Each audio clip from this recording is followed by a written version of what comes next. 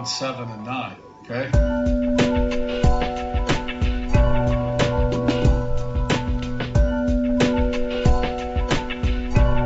not going 7-9. I'm not going 7-9. I'm not going 7-9. Hi, and welcome to the LA Rams 2.0 show as presented by thethrillingtruth.net and brought to you by Gridiron Mo, an interactive football game app which pits you against other football fans across the country in predicting the next play within a live NFL game. Think you're smarter than the average Mo? See for yourself at Gridiron Mo through this website or at gridironmo.com. My name is Oz Davis. I'm the co-host of the LA Rams 2.0 show, and joining me, as always, is my co-host, former Notre Dame, Buffalo Bills, and Los Angeles Rams great Tony Hunter. Tony, how are you today? I'm doing just fine, Oz. Everything's fine. How about yourself? Oh, it's going. It's going. I'm glad to welcome in our special guest for the day. Tony has been kind enough to rope in another of his former teammates to join us on the show today. We're going to be talking with Buford McGee.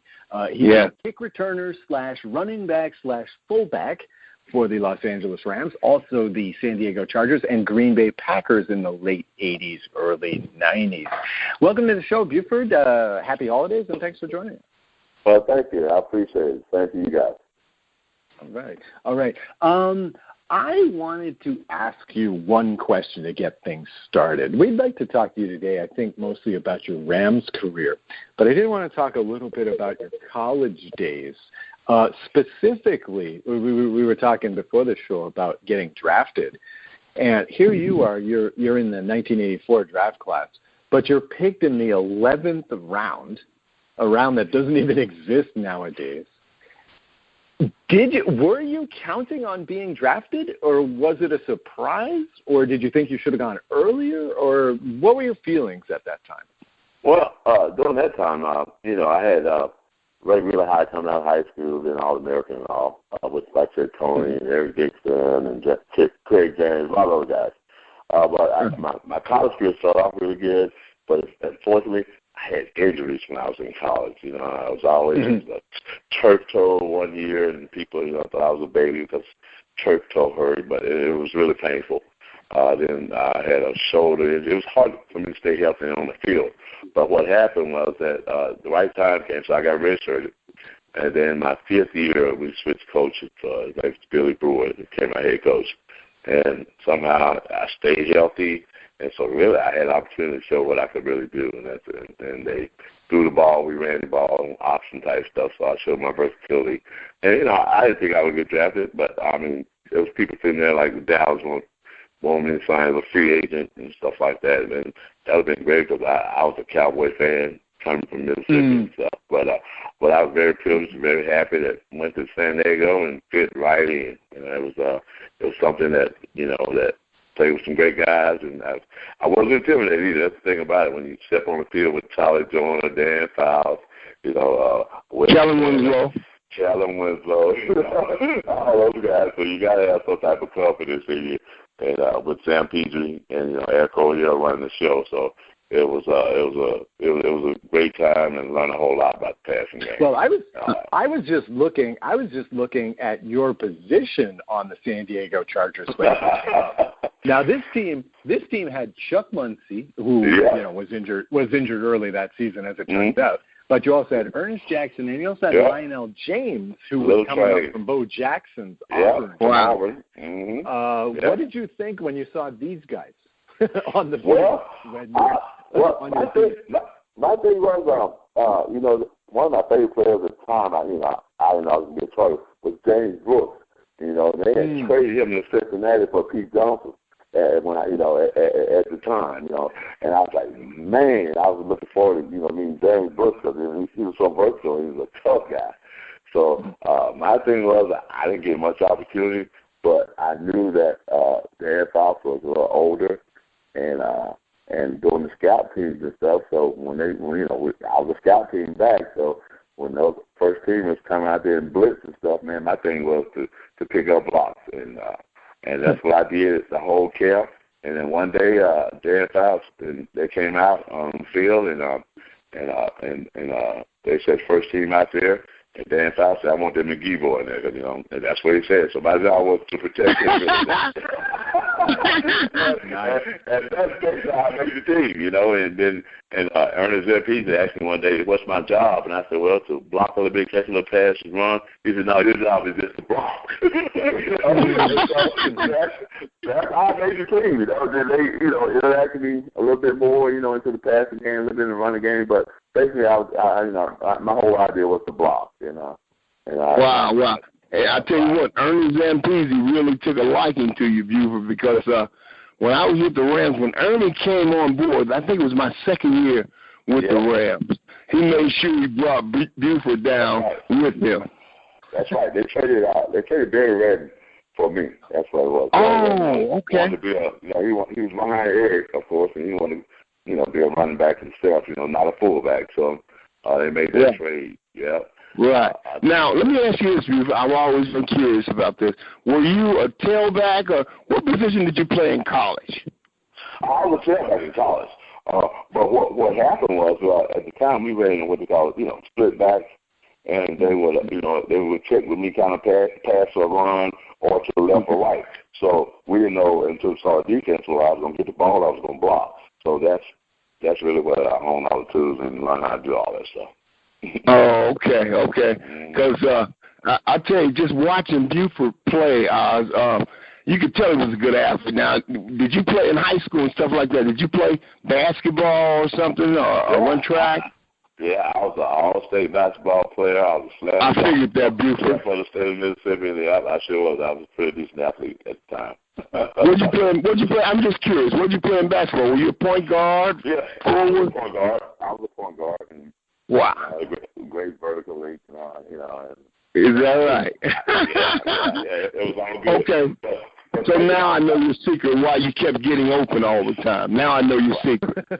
But the thing about it, Tony, was I never forget this. So I'm gonna bring up stuff like you gonna remember. So in 1977, Notre Dame came to Mississippi in Jackson, and I'm a 15, 14-year-old kid, and my brothers took me to the game, and Ole Miss beat Notre Dame, ranked number 1 with Montana, Ross Brown, and all those guys, Right.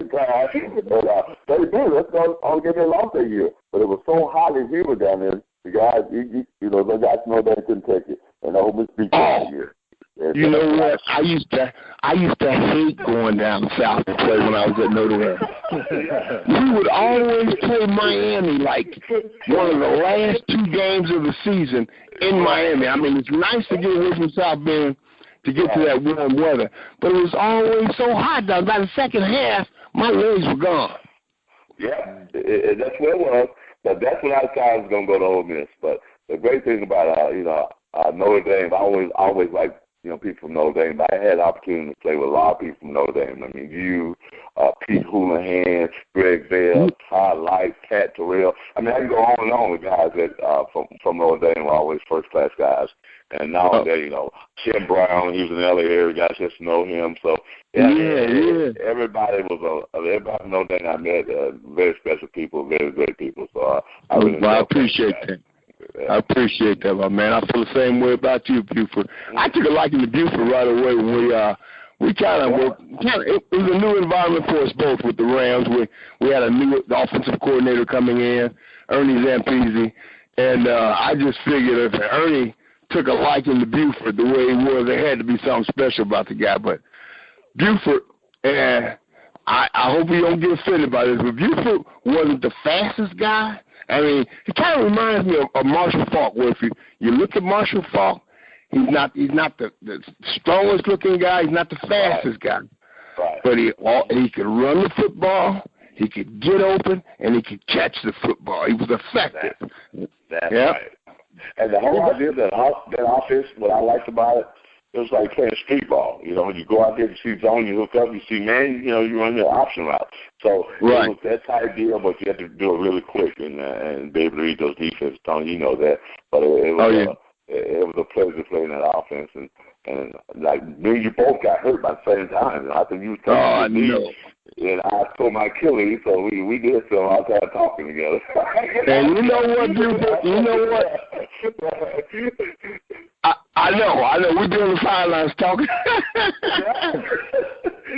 But you know what? I found out years later. I ended up having surgery my last year with the Rams, and basically I had to go to another doctor in order to get the surgery done. But man, I ended up tearing meniscus in my knee the first day I was with the Rams. So I spent 2 years basically keeping the muscles around, like they told me, keep the muscles around your kneecap strong, and you'll be fine. We don't think there's any damage. But there was actually a meniscus tear that I played with for 2 years, and if I had any regret, that would be it. I would have gone to a private doctor sooner and had all I needed was a scope. I would have been out a couple of weeks, but yeah. Unfortunately, people. I want to say that's the only truth about the NFL. But now things look better because back then they'll tell you what they'll tell you. Where you gonna go? There was no free agency. They were gonna cut your team back home. So if they told you that if your knee wasn't tore, the leg wasn't tore, well, that's what you believe because we didn't have opportunity to go to second opinion at that time. Oh no. But after 87 strike, we were able to do that. And I know I came by meniscus, so you got to be real tough to play for that for 2 years. Some of those breaks and those passes and stuff. So that's one of the things that was football has gone to, and I'm thankful for that for the NFL. They're giving players opportunities to get a second opinion without getting repercussions. When you used to do that. Right. You definitely have to worry about repercussions. I heard Ben Roethlisberger left summer camp. I think it was not this past camp, but the camp before this past one. But he left summer camp to get a second opinion from his private doctor about an injury he had in summer camp. And I said he left camp to do what? Because back in our day, he wouldn't have had a job when he came back to camp.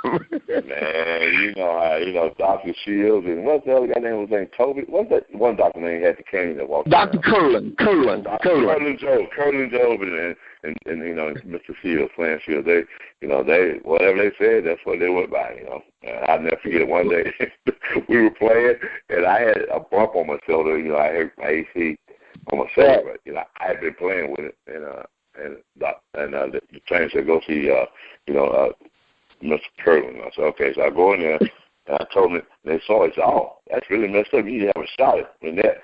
I said, sir, no disrespect. I don't know the shot. I said, I've been playing with it all this time. I just came so you could see it. They come see you. Boy, he got mad because I would not take a shot. He got mad. I've been playing with it all this time, Right. So did you take the shot? Did he make you take the shot? I didn't take it. No, I didn't take it. No, I just kept you didn't? Yeah, I had been playing with it all the time. But they saw a bump on it, so they want me to come see him, Yeah. But the Rams, I'm very happy to see them back in L.A. It's not only for I remember football and Rams like when we played. That people, that's what people that live there. That's what they remember. They don't really remember, from '94 on. But it's a lot of guys that played with us that are still there. Leroy, Jackson Slater, Ron Brown, all those guys are, David Hill, all those guys are still there in the community. So right. Go back there and have opportunity, and like Eric, of course, and we had RD on. And we had Ron Brown on last week, and he's still out there, and And speaking of guys who are still around, Eric Dickerson. Absolutely. Now you were talking to us before the show, Buford, about Eric Dickerson and his mix-up with former coach Jeff Fisher. You want to tell us about your impressions of that conflict? I would stay out of it, but that's Eric. That's who Eric is. He's not going to buy his stuff to anyone.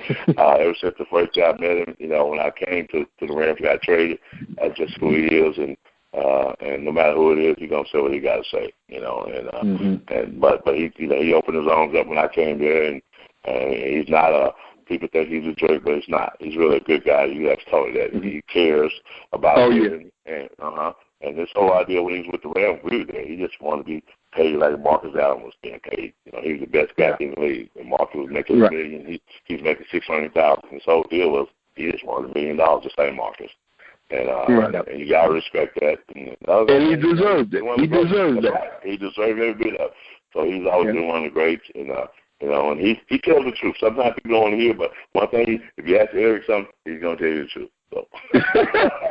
Hey, Buford, let me ask you this. Do you remember when he was in his contract negotiations, and 46 gap was our play? That was his play, and he was saying the Rams don't want to pay man. They're paying John Robinson more than they're paying me. He said, let John Robinson run 46 gap. Yeah, he sure did. That's exactly what he said.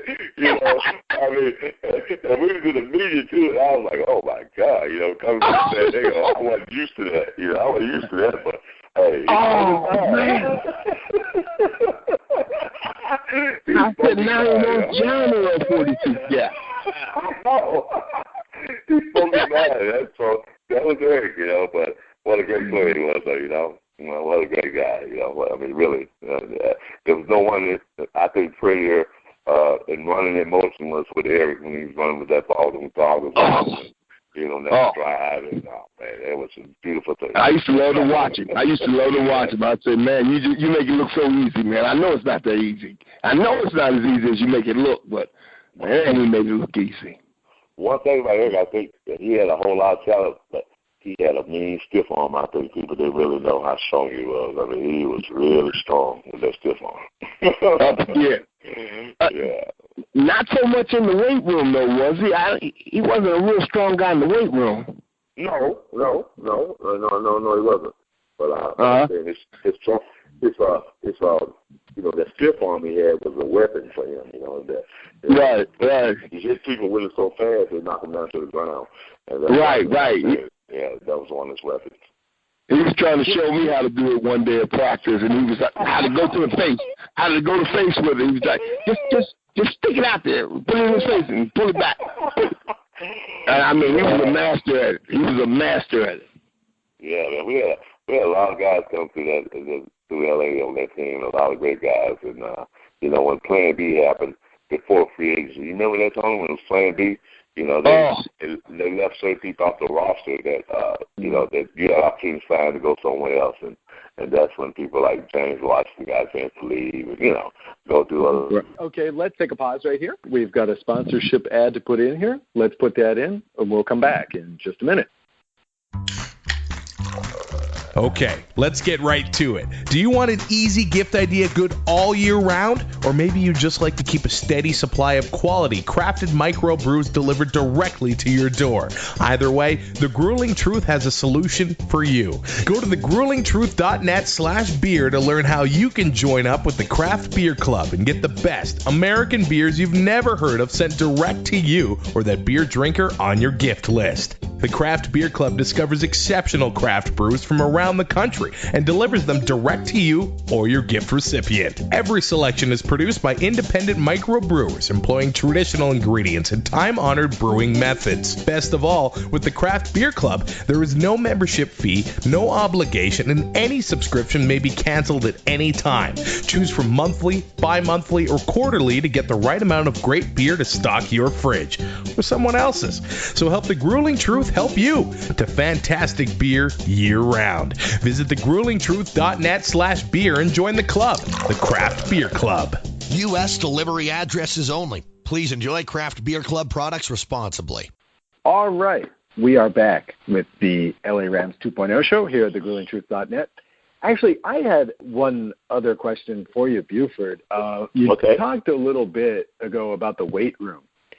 And I wanted to know, what was your secret? Because one of the knocks against you from the outside in the media when you were playing was your size.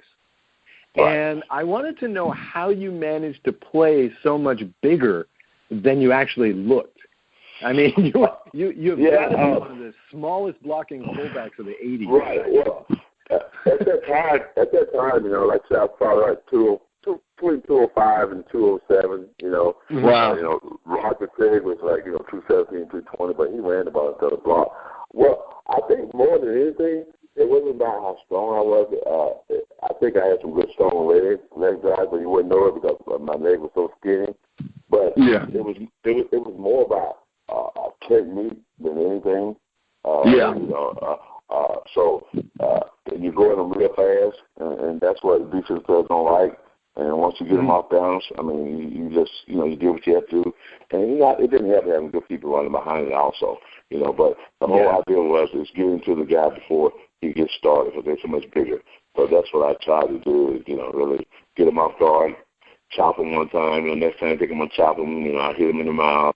The next time I think I'm going to hit him. This ain't the real in the mouth. We fake, we run a pass off of it. So a lot of game shit going on. And we ran that ISO play that, Coach Robin loved that ISO play.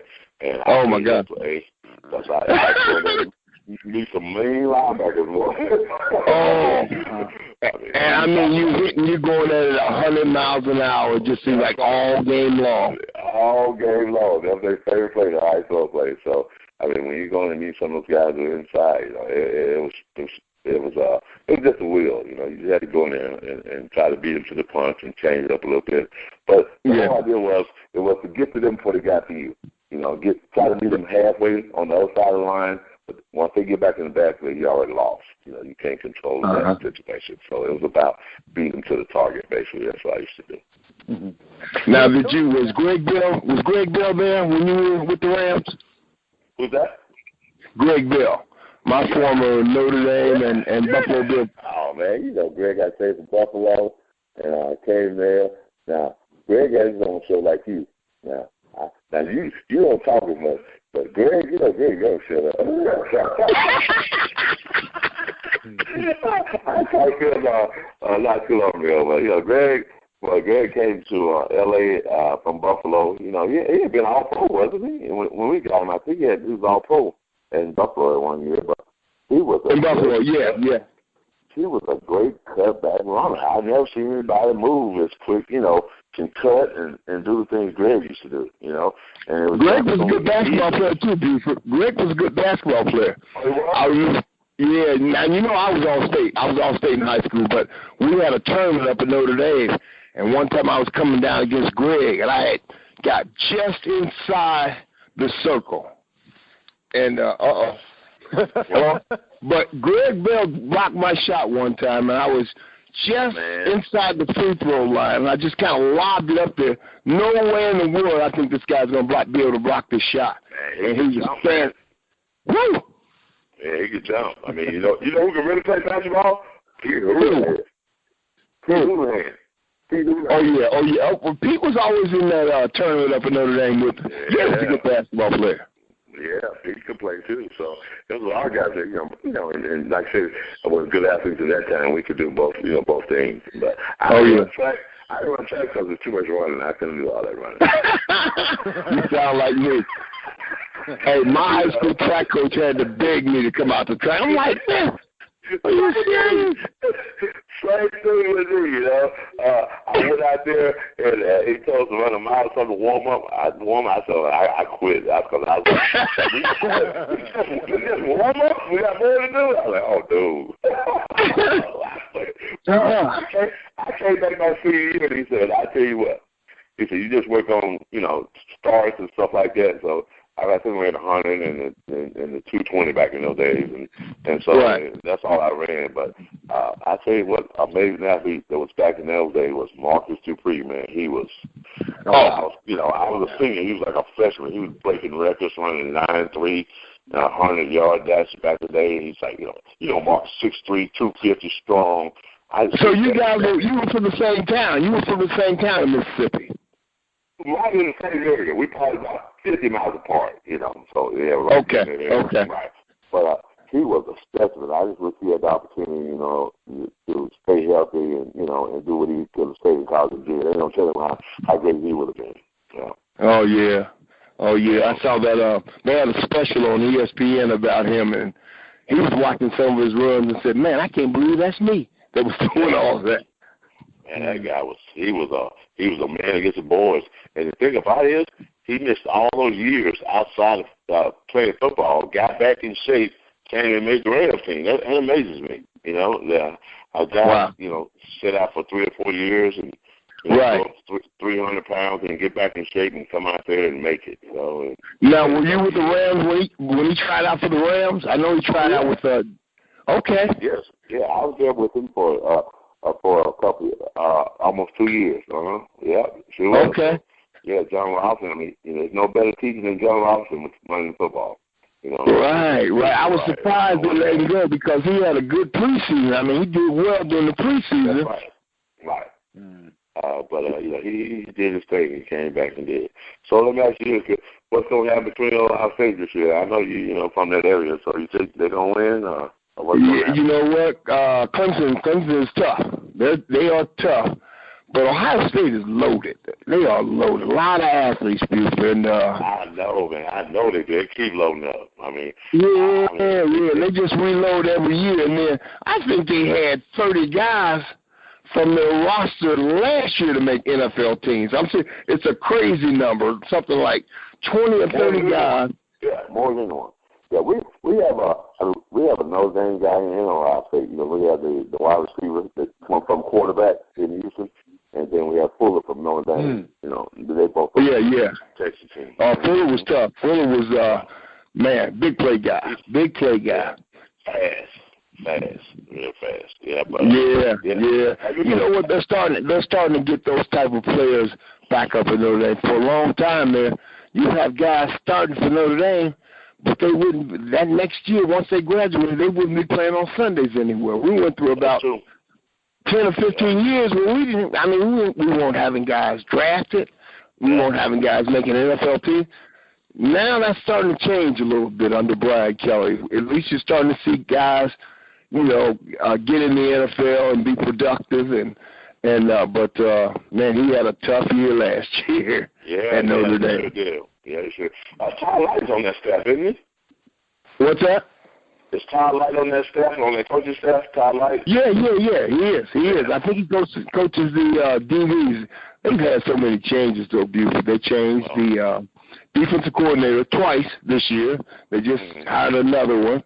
I think the offensive coordinator just signed on with University of Cincinnati. So that whole coaching staff has changed, it seems like. And the only one that's still there is Brian Kelly. Yes. Well, that's good, man. But you know, football has changed so much since we played, Tony. You know, I don't know if it's for the better of the game or the worse of the game because, you know, now they don't want you tackling one down low. I mean, hit them in the head. Now these guys, everybody's trying to jump over someone, you know.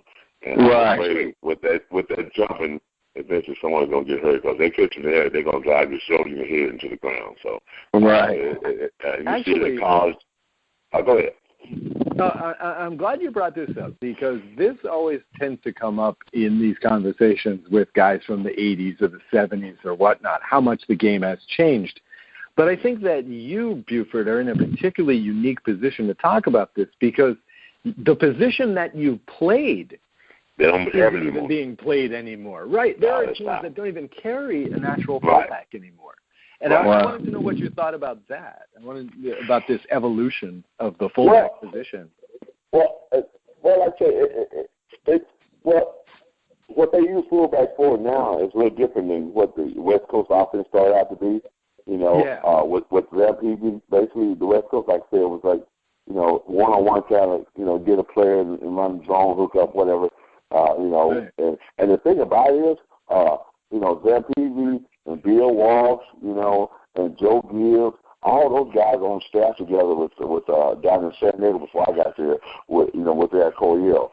So Joe Gibbs took it and did the same thing they're doing now. He had 3 tight ends. He didn't have a fullback, remember? He used Riggins as a tailback. So he had 3 tight ends he started using.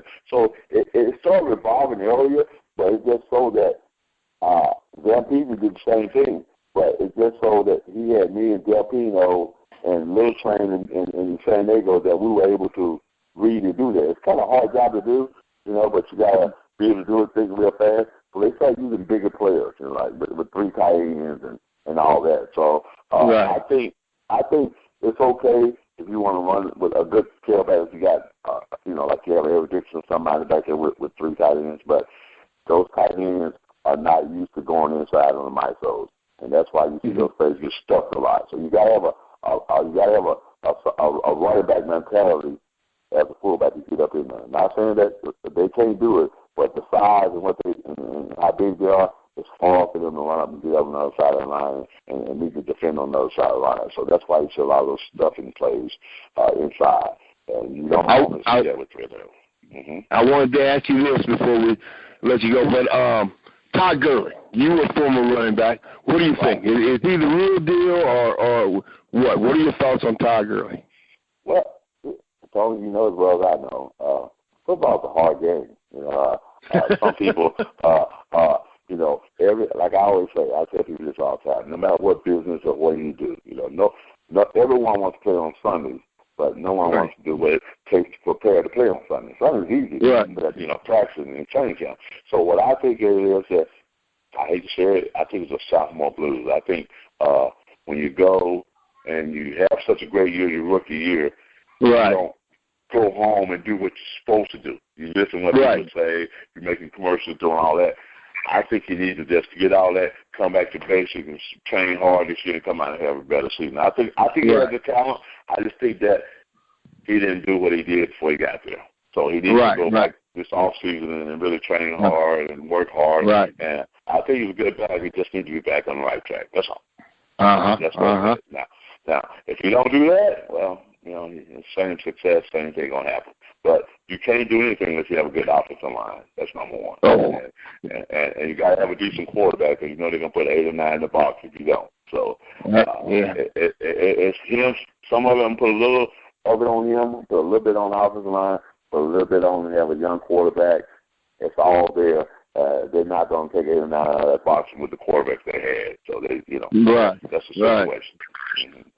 So I'm not going to put it on him. I think he's still a great back. I watched him at Georgia. And he was really good. Georgia always. Right. I thought he was real good at Georgia. Right. Yeah. I did too. Yeah. He hurt his knee and he came back from that. But I think he just needs to go and play really hard this off season. And become a better back, better shape. It's easy to do if you come in and have a great rookie year, especially in LA. You get all the things, all the opportunities are coming your way, and you forget to work out. And that's right. And not only that, you forget the mind thought in the toughness. Because you had a great rookie year. You think, it's simple. But those guys are all working hard, trying to be better. It's like everyone. You have to do the same thing. That's right. No doubt about it. Okay, I got one more for you before you get out of here. Now, Buford, you're a Mississippi guy. You played for a few. You played for a few years in lovely San Diego, California. You played for a few years in lovely Los Angeles, California. Both cities with great weather, great beaches. Right. Which one do you like more? Pick one. San Diego is the most beautiful city in the world. Hands down. Nothing compares to San Diego. I live in Orange County in LA.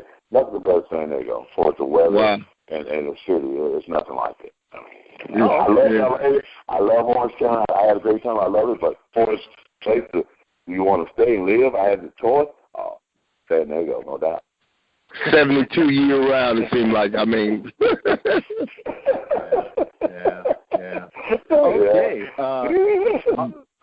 But Oz, before we get out of here, I just want to give the stats this man was able to produce in the NFL. 98 receptions, 1,791 yards, 13 TDs. Wait a minute. I'm sorry. Hold on. Buford, you had 107 games, 30 TDs, 3.8 yard average with the Rams and the Chargers. Congratulations, man. And you played what, 8 years, was it, Buford? 9. Yeah, I played 9.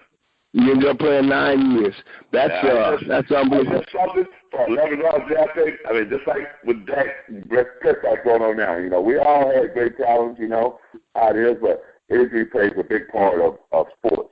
And so it's not the idea that you don't have the talent, but sometimes you get hurt a lot, but then you put that stretch together, you put it all together, and you don't get hurt, and you can do stuff. But when you're hurt, you just can't play. I don't care. That's right. It's a lot. Luck comes into play a little bit for you in order to stay healthy. You have to stay healthy in order to put up those numbers. Right. I don't care how great athlete you are, but you can't stay healthy, you can't play in that league because you can't play 100%. And that's the whole idea. You got to be 100%. Yes, sir. Yes, sir. All right. Well, we thank you, Buford McGee, for joining us. Well, thank y'all. Y'all have a happy New Year. We wish you a happy and prosperous 2017. Thanks for joining us. And all right. And happy New Year, dude. And we really appreciate you being on the show. I really enjoyed it, my man. All right, brother. You know, anytime, man. Thank y'all. Okay. All right. You have a go. All right. Okay. Bye-bye. Bye-bye. All right, then. For my co-host, Tony Hunter, I'm Oz Davis. You've been listening to the LA Rams 2.0 show here at thegruelingtruth.net. Enjoy this last week of the season. And no, actually, you will not. You will enjoy the playoffs. And we will talk to you sometime in the future. Go Rams.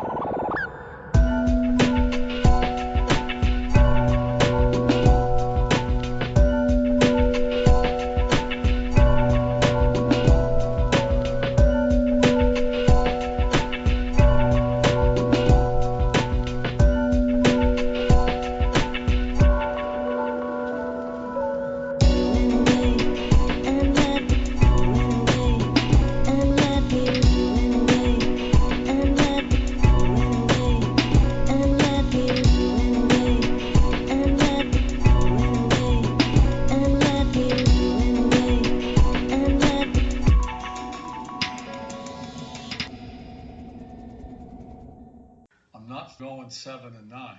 You're fired. Get out of here. Get out of here.